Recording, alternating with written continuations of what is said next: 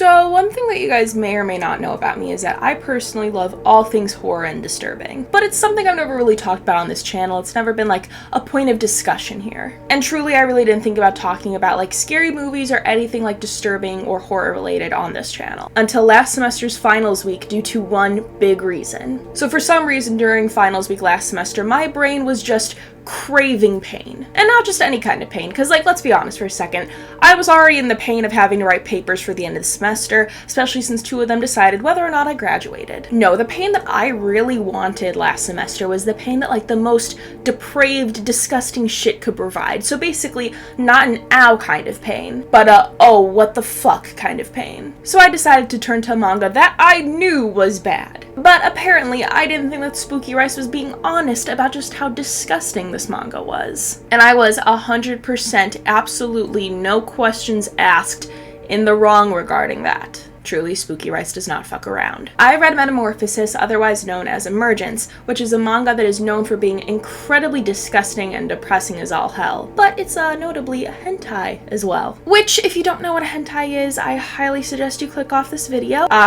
Go watch Markiplier or something. I do not want to be the one to taint you. But for the rest of you, we are going to be going through all 7 torturous chapters of Metamorphosis and discussing them in grueling detail. Well, as much as I can, considering the fact that it is a hentai and certain pictures will not fly on YouTube, and I do not want to get my channel nuked today for this. As well as discuss how this manga truly broke me during finals week. Hey, so before we get into everything, I wanted to give a very quick warning regarding the content we will be discussing in this video, because truly, if anything needs a content warning, this is the fucking manga for it. If you are in any way uncomfortable with or cannot handle the discussion of depraved shit such as incest, dubious consent, rape, heavy drug use of like every drug you can think of, overall a child being sexually assaulted as like a theme, a pregnant woman being forced to miscarry through people beating her, puke, and honestly, more, I highly suggest you don't watch this video. You're not gonna have a good time.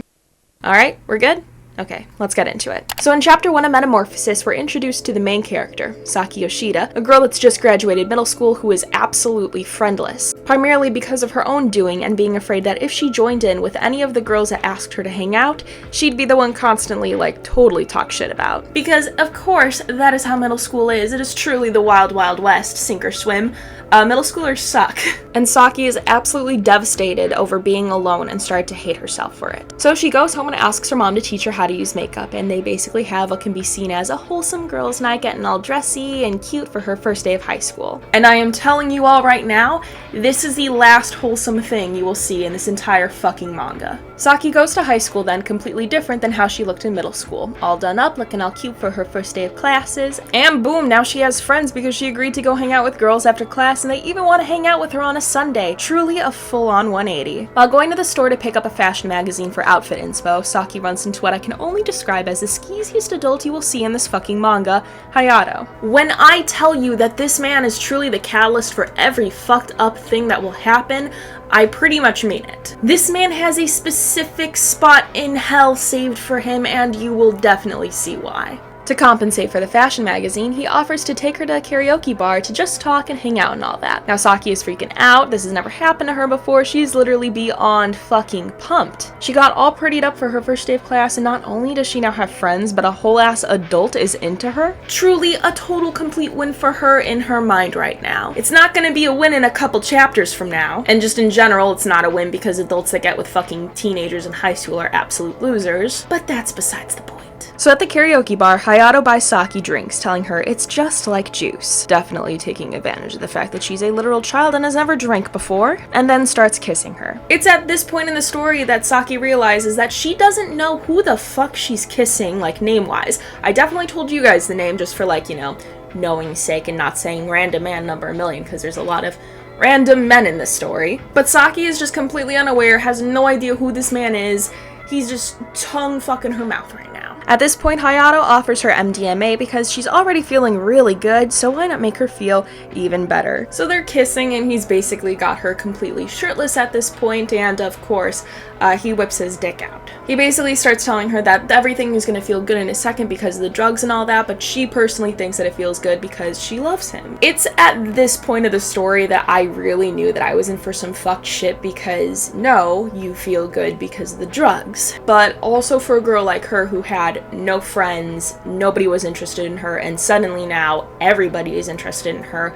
Of course she's gonna think it's love. So after they're done, he leaves her his phone number and says that he'll call her when he wants to play with her again.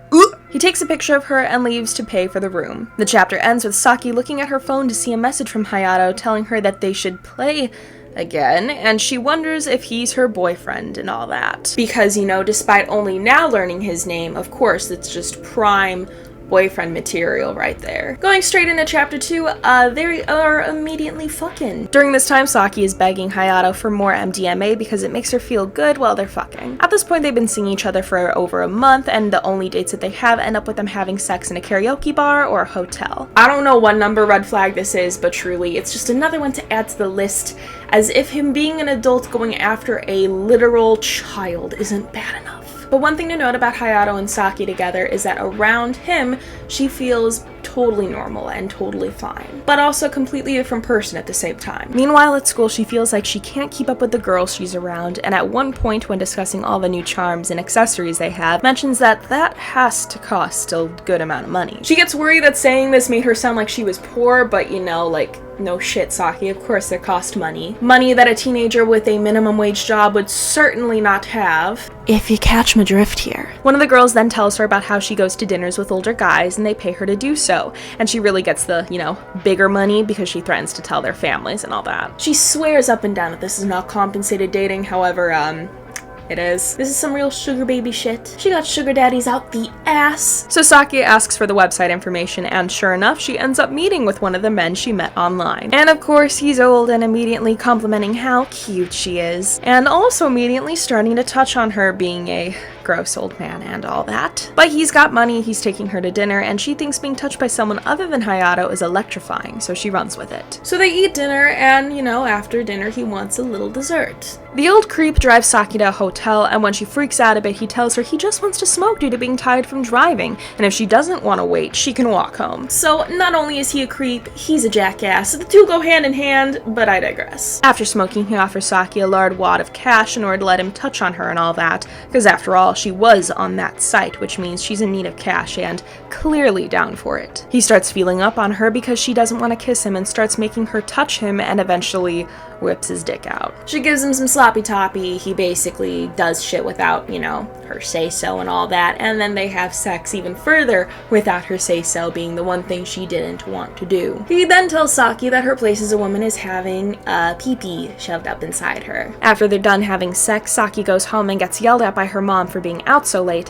which leads Saki to having an internal dilemma of wanting to tell her mother but not being able to. Because in her words, she doesn't want her mom to know she raised such a stupid child. She begins crying as her mom comforts her, not knowing the horrors that her child basically just faced. The next day she goes to school decked out with all the newest accessories that all the girls were talking about. Totally fitting in and keeping up with the others despite hating what she had to do to get the money for all that. Girlie got herself a cute little purse, a cute little necklace. What could possibly go wrong? Well, everything, because all of a sudden some boys come up to her and bring up a picture of her with the old bastard, and how they know that's her, concluding chapter 2 with a major cliffhanger. But don't worry, chapter 3 shows us immediately what she's willing to do in order to keep her escapades between an old-ass man out of all the gossip by promptly blowing all the guys in school who know because she's being coerced into doing so. As long as she does what they say, those pictures will stay hidden and they'll keep their mouths shut. In class, her friends ask her to go hang out and get some cakes, because, you know, it's what the high school girls do. But because the predicament Saki has with the boys and the old man escapades, she has to decline due to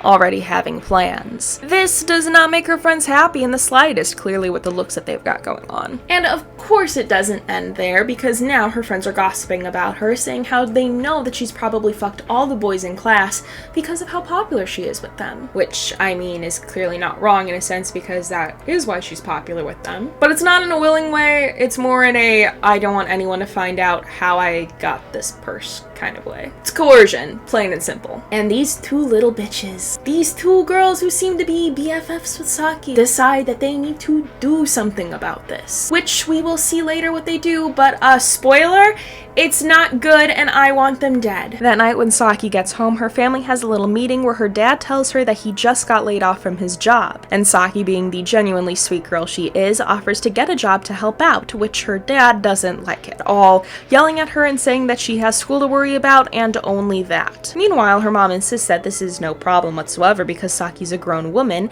and should be there for them in situations like this. This then shows the most disturbing set of panels I've seen in quite some time, and it's like disturbing in a subtle way because it tells you exactly what is going to go on next without saying it. Later that night, Saki's father barges into her room, notably drunk as hell, and pins her to her bed, telling her, and I quote, "You look just like your mother when she was young," and begins to rape his own daughter. He prods her throughout this entire act and asks her who she slept with because he knows that she's not a virgin, occasionally telling her to be quiet so that her mom won't hear them, as well as comparing her to her mom when she was young. The next few pages show that this is something that continued throughout time right under Saki's mom's nose.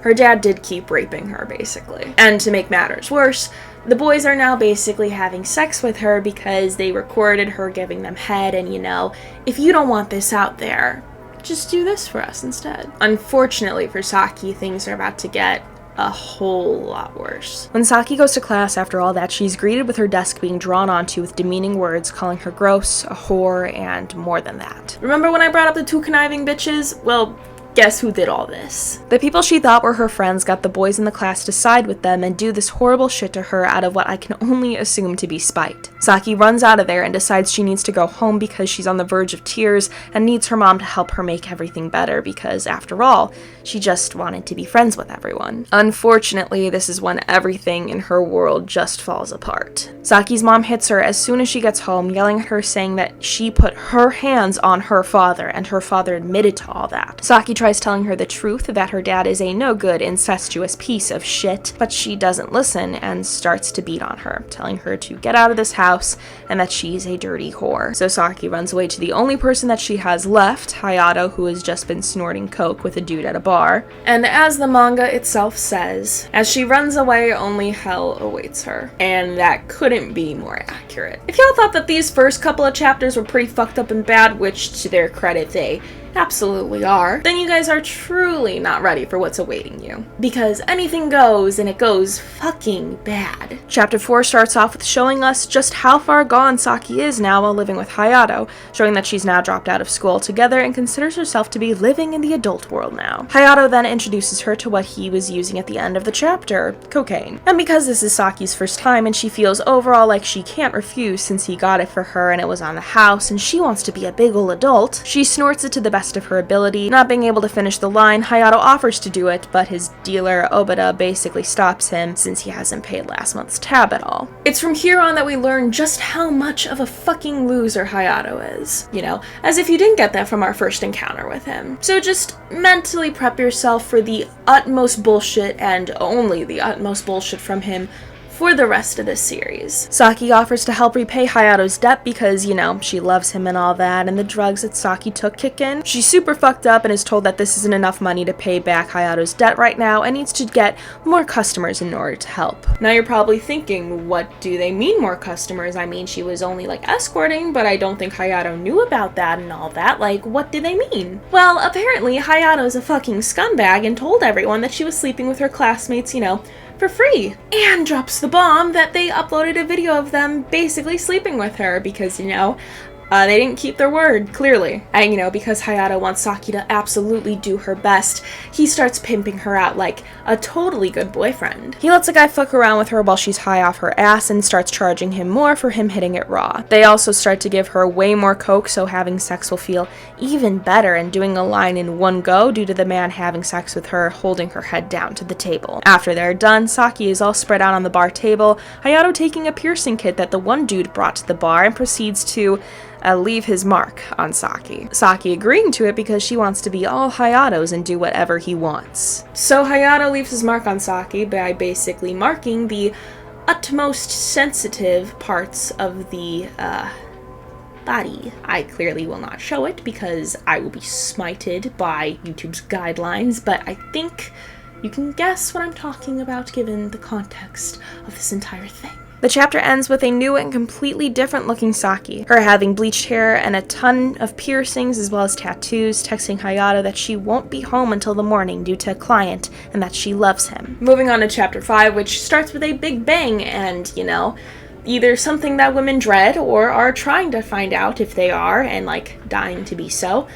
she finds out she's pregnant and doesn't know who the father is and is worried Hayato will be mad at her. So despite being worried, she straight up tells him, and like it's absolutely nothing to Hayato, he tells her that she'll just get an abortion and he knows a place that'll do it very quickly. Saki, not knowing what that all entails, hears Hayato mention something about being a pain, and he later clarifies he's talking about the game he's playing. I mean, to be honest, with a jackass like him, he was definitely talking about her, but you know, you can't make the one person making you money upset. Saki and Hayato then cuddle, letting Hayato talk about how he specifically wants her to have his kid, and that they just need to be patient. And of course, Saki agrees with him, saying that she'll do just as he says. The cute, if you can even call it that, moment gets cut short because he basically says that she needs to step it up and get more customers, as he also proceeds to further push her head down. Give it up for man, myth, legend, scumbag Hayato. I didn't think you could get worse. You definitely constantly proving me wrong, buddy. The next day, Saki goes through with her abortion, obviously being affected by it through her crying in the final panel of the scene. She then goes back to creepy businessman from the beginning, who talks about how different she looks. The old man goes to tell her how she must be changing herself for the wrong reasons, and Saki goes to say that Hayato is such a great guy because he calls her cute and makes her happy and all that. You know, the absolute bare minimum for any relationship, but I digress. Saki then tells him that she just wants to get everything over with already, and much to her shock, he only wants her to blow him, giving her very little in comparison to what she got from him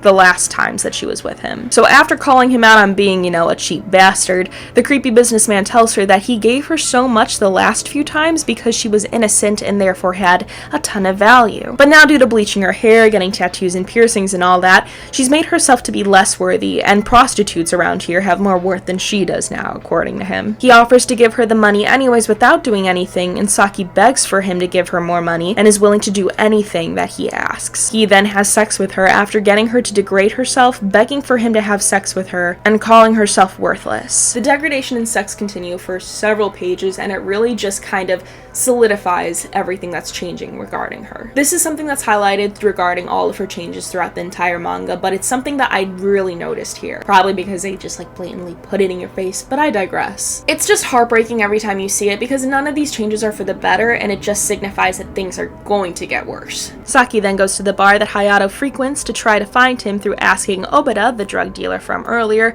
if he's around. To which Obata says no, and once these other skeevy dudes ask who she is, he tells them that she's simply a fuck buddy who comes here for drugs and that they're more than welcome to have a go at her after touching her himself. Obata then preps heroin for her, telling her that this will make her feel really good before they do anything, injecting her and then letting the guys have their way with her while she is high out of her fucking mind. During this experience of using heroin, Saki talks about how it made her feel like she's floating and that all the filth within her was being cleaned away, experiencing an overall euphoric sensation throughout her mind and body. The chapter ends on a really disgusting note that when the men are done raping her and she's all passed out because of the drugs, they decide that throwing her in the trash is the best way to get rid of her. Are you guys disgusted yet? Because it's only gonna get worse from here. I know you're probably thinking how that can be possible. It is possible. So let's continue on with the last two chapters of this very depraved story, which feels even longer now. Probably because it actually is longer, but you know, the content also makes it longer. And it hurts my soul. Chapter 6 is kicked off with Saki recalling how she's ended up in the trash yet again and how it's becoming a common theme after having sex for heroin, as well as money, but mostly drugs at this point. Saki then realizes that she hasn't given Hayato his money in a week, the only thing that she's done all this for, mind you, and is seemingly the only thing keeping Hayato with her. Shocker, I know. And then realizes that her money is missing and that the guys took it all from her. Deciding to go to Obata for an advance on her quota, she faces the unfortunate reality that she's an adult now, and adults do adult business. Obata then gives Saki the option of being paid for her services in either cash or her usual drugs, and despite knowing that she needs to give Hayato his money, she takes the drugs as payment for letting Obata have sex with her, giving Saki even more drugs so Hayato can use them himself. This, as can be easily predicted, does not fly with Hayato in the slightest. Hayato starts screaming at her and proceeds to look into her purse to see if she has any money that she's hiding from him. Hayato then finds the drugs that Saki had gotten from Obata, and after Saki opens up as to using the drugs to take the edge off of working, he slams her head into a wall and claims that all she wants to do ever is get high after assuming she spent all the money she earned on drugs. Hayato then cruelly kicks Saki out despite everything she said, leading her to texting him and basically begging him, saying that she'll do better and that she truly loves him. Because let's be fair for a second, she does actually love him. It's just that he doesn't love her and just loved everything she was able to do for him. The nail in the coffin regarding this is definitely put in place as soon as we can see the other girl come over to see Hayato, presumably, and Saki walks away having nowhere to go. Now, as I said at the beginning, Hayato is a horrible person and has a place in hell specifically carved out for him. And at this point, I'm just saying, I think Hayato deserves to be castrated. Like, the least that they could do as like payback for all this is just like, you know, Saki get a good old 1-2 at it. I would really love to see her do that herself because truly we love a revenge plot. But unfortunately, this manga is not about Hayato getting exactly what he fucking deserves. It's about Saki's life just being absolutely fucked up. As Saki wanders around the streets feeling abandoned, she decides she needs a hit and shoots up in a park, leading 2 homeless men to find her touching herself, telling her that she will get raped. She then says it's 150 per round, anything goes, and the men tell her that they don't have that kind of money, but can offer her a meal and a place to sleep. They then proceed to rape her while she's high off her mind because, you know, that's the fucking theme of this entire story. Once they're done, the men roll her unconscious body out of the area and into their camp area where she has a blanket and one of the men bringing her food and warning her about the other men around. Which truly just feels out of place, all things considered, of what him and his buddy did earlier. Did they get what they offered her? Absolutely they did. They gave her shelter, food, blanket, the bare necessities, but that's not what she was selling her services for, and again, she's still high out her fucking mind. The dubious consent is just everywhere. They're still horrid in my opinion, much like everyone in this manga. After grabbing her bowl, Saki proceeds to puke without even eating, and while getting cleaned up, the 2 homeless men from earlier suggest that she may be pregnant, which Saki does believe to be true because she has the same feelings that she had the first time she got pregnant, and this time she decides to keep it, never wanting to go through the emotional pain that she dealt with during her first abortion, and knowing that she can change for the sake of the baby. So I mean, things are definitely looking like they're going up. I mean, like, this whole fucking series was depraved, but truly, she wants to get off drugs. She's actually deciding to keep this kid and actually have it. I mean, despite being homeless and all that, she's seemingly planning on doing a lot of good now. And with that in mind, she can definitely turn her life around, right? Well, chapter 7 immediately starts with her having sex with what I can gather is another homeless man, but for money. And once they're done, she immediately shoots up again, repeatedly apologizing to her baby and saying that she's weak, so she needs to do this. Later, Saki is walking around looking for Obata, saying that she has enough money for a little bit of whatever drugs she can get, and this man basically tells her that she's not going to find him here anymore, but he still gives her drugs after she begs for them, and while his buddy comment on how far she's gone. Maybe they shouldn't give her that because, you know, as they mentioned, she's so fucking far gone, but money over morals, clearly. Saki then goes to shoot up, noting that the pain is less, but it wasn't nearly enough to get her high, saving the rest due to not wanting to waste the rest of her money on more drugs. Saki's basically storing as much money as she can at this time, so when the time comes that her kid's here, she'll have the money available and they can live a better life. And then the worst, most unfortunate shit in the world happens. In the worst twist on earth, Saki's old friends from the beginning, as well as the schoolboys who coerced her into having sex to avoid sharing the pictures and videos they had of her, pass by and start talking about all that cash she has stored. While they're accusing her of stealing it all, because there's obviously no way she could work while looking like that, Saki tries to grab her actually earned money and dash to avoid further conflict, but one of the guys throws her to the ground, exposing her stomach in the process. The one girl then starts going off about how she stole all this money and how it's not her money. And when Saki tells them it is hers and it's money that she's saving for her baby, the girl proceeds to say that she stole the money, shouldn't have a kid, and proceeds to stomp on her stomach. They continue to do this, stripping Saki of her clothes and holding her down so light-haired bitch, literally the one that got her into being an escort, can stomp on her stomach, which they all then proceed to do together because it's making Saki nut. For whatever reason she does, I mean, it's a hentai so everything is nut-worthy in it, but like, this is just fucking, like, gross. The group keeps it up, kicking her and stomping on her, violating her with a bottle as well, until they realize they shouldn't stick around any longer and take all of Saki's money and go get food because, you know, treat yourself. When I tell you all, I actually truly, with my entire being, wish death on this group, I mean it. I mean that I hope they get ran over by multiple semis. I hope when they're climbing a tall building, the railing that they're leaning against breaks and they fall off a building. I hope that when they're all together at light-haired bitch's wedding, a bomb goes off and they all die. I wish nothing but the worst for these degenerate fucks for everything they've done, but this specific bit has a special place in hell for them carved out. And I hope a painful death as well. When Saki gets up, blood is pooling out of her and running down her leg, and the one man that sees her ignores her despite her clearly being in distress. Because clearly nothing good can happen here, this is a manga where good feelings come to die, and you feel the ultimate despair. Saki has a breakdown in the bathroom, putting her old glasses on and proceeding to smash the mirrors around her. After calling herself weak and repeatedly talking about how badly she wants to be a mom, she injects herself again with heroin. We then cut to a clip of an older Saki with a young girl, the girl, Hannah, asking her what she was thinking of, and when Saki goes briefly into how she hated the times she was thinking of, Hannah tells her that she doesn't need to cry anymore because everything's alright now. This is clearly Saki's daughter, and Saki tells her that that's all because of her. Because of Hannah, Saki's sweet little girl, she was able to create a fresh start in life and put everything that we've witnessed, every depraved and disgusting act behind her.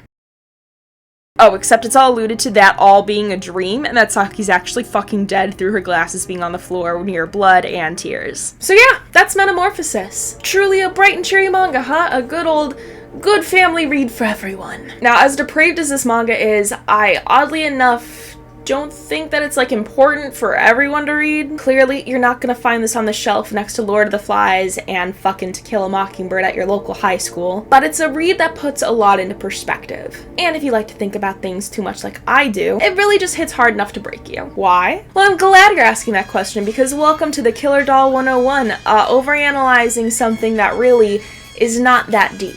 As someone who is a member of the not cool in K-12 club, and still isn't, to be frank, I feel like Saki's story is something that can scarily be true, and can really easily happen to anyone in her situation. Especially at times like today where over-sexualization is very prevalent for, younger girls. Which arguably was around when I was younger, and, most of us have trauma from it now. I can never look at the Kick app the same way. Saki never had friends, and she definitely got swept up into the keeping up with the Joneses ideology, as well as the fact that she had a whole ass adult think she was attractive. She wanted to fit in, so she did what she could to fit in, even if it was at the cost of doing stuff that she didn't want to do. And I know a lot of people probably see the getting with Hayato thing as something that's super unrealistic, super dumb, would never happen in real life. But let's just think for a second with whatever brain cells we have left after reading all of that. I personally have a story regarding an older guy that talked to me when I was a minor on Kick. A lot of my friends have stories of older men talking to them on Kick. And their friends have stories of old men talking to them on Kick. Adult men that are absolute fucking losers, and I mean that with the utmost sincerity, do typically prey on younger girls because they are more vulnerable and definitely naive. And guess what? A lot of us girls who did have to deal with older men on Kick definitely just wanted to be loved. We wanted attention, we suck out validation, and we were willing to do whatever these men wanted for us in the name of love, basically. Just like Saki did with Hayato, she basically pimped herself out just to basically show that she loved him. And most of the girls that I knew in high school would do anything to keep guys that they knew online interested. I vividly have a memory of one of my friends from high school coming up to us being like, guys,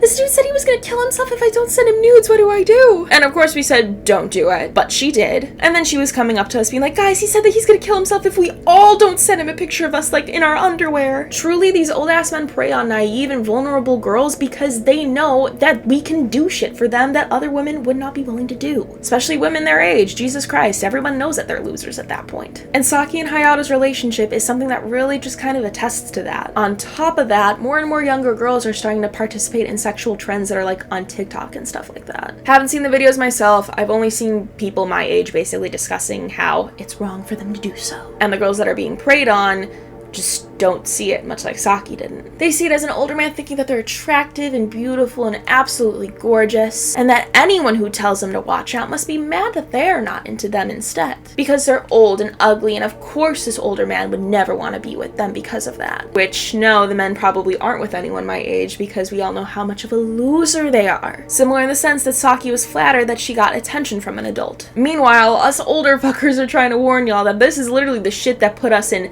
terrible positions, and we don't want the same thing to happen to you. Which, again, very quick reminder, if an older man is talking to you in a sexual way while you are literally like in middle school or just getting into high school, or are under the age of 18, don't fuck with them. They're literal fucking losers. There's a reason nobody their age fucks with them. So truly, I think everything that happened in this manga isn't as unrealistic as people are making it out to be at times. And I think that's actually the thinking that broke me after reading this. This isn't unbelievable in the slightest. It's filled to the brim with what can actually happen to young, impressionable people. And while I'm not gonna say that this is why you should be friends with everyone, because if you exclude people, they'll turn to fucking older men, because obviously that's unrealistic. All I'm saying is that I went into this thinking that this is going to be a gross read, and left it realizing just how realistic and, you know, how true these things can be in real life. From the gross relationship of Saki and Hayato to literally the coercion of a girl feeling like she needs to do shit to keep shit quiet, there's exaggerations of course, but I truly hope that this doesn't wholly reflect on anyone's life considering the extent of all this fucked shit,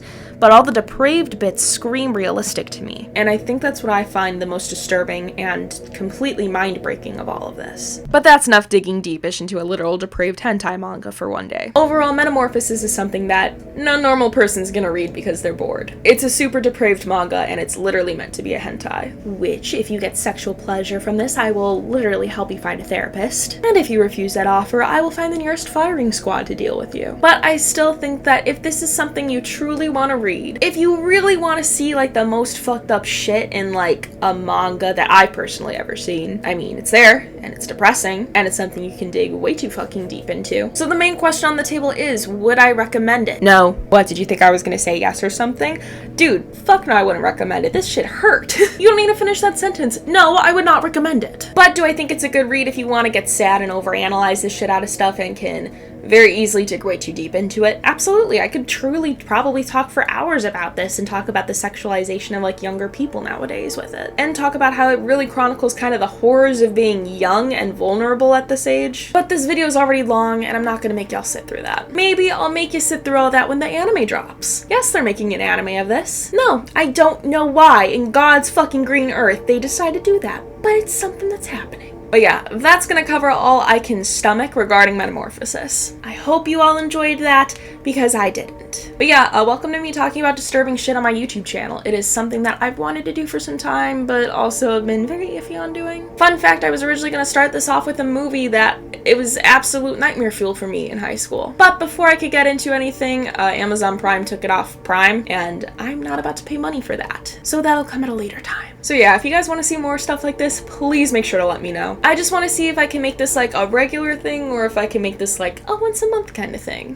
The best way to do that is to leave a like per usual, but you know, I check comments too, so either or. And you know, maybe if you're feeling a little spicy, feeling to be like a little bit of a jackass, you could send this to your friends, because truly, there is nothing greater than group suffering and suffering amongst friends all at once when it comes to shit like this. Trust me, I made my friends watch fucked up shit. And until the next video, which will be more normal content for this channel, where, spoiler, it's not gonna get any happier, we're looking back at one of the worst people on YouTube.com and basically someone who did some fucked up shit a couple years ago that we kinda should revisit, because they still suck. I'm gonna go try to figure out how I can wipe my, absolute memory from my brain, because I would like to forget everything I've read. I should probably also wipe shit from my computer too, because Jesus Christ, that's a lot.